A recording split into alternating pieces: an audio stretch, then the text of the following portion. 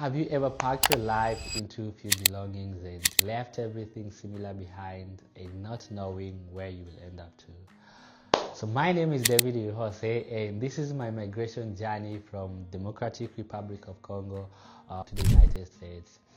I was born in the Democratic Republic of Congo, a country that is rich in culture, natural resources, and just beautiful people. However, for many years, parts of that country have also experienced conflict and insecurity. And as a member of the Banyamulenge community, my family and I were affected by this instability. And eventually we had to leave our home in search for safety. The first major step in my journey was moving to Kenya as a refugee. And being honest, leaving home was not easy. Left behind familiar places, family, friends, and many things that made us real secure.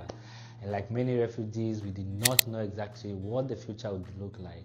We only knew that we needed safety and chances to just rebuild our lives. I spent several years in Kenya, and during that time I experienced both the challenges and just opportunities.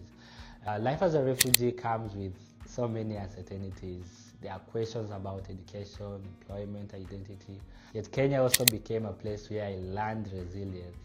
It was where I continued with my education, built friendship, became involved in youth activities, and started my passion for helping others.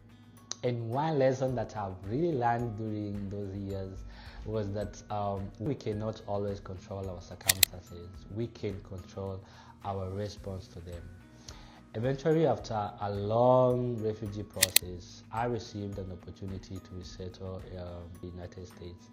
And coming to the United States was so exciting, but it was also challenging. Everything felt new. There were different system, different expectation, and different culture.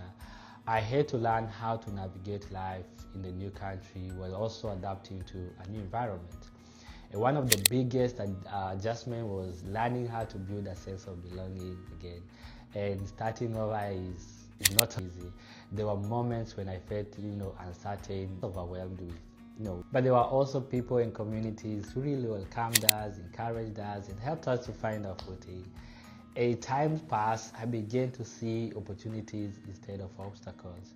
My experience has inspired me to advocate for mental health, refugee empowerment, and community development through Kubali, Africa, and Shem charity organization, and the 5,000 Futures initiative.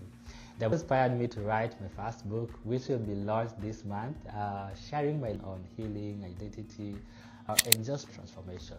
And looking back, my migration journey taught me several important lessons. First, resilience is built through challenges, and some of the hardest moments in life can help us discover the strength that we never knew that we had. Second is that perspective matters. Although I experienced loss and uncertainty, I learned that my future will not be defined by my past. Third is that community really matters. None of us succeed alone. The people who welcomed us, who encouraged us, who supported me, played all in helping me rebuild my life.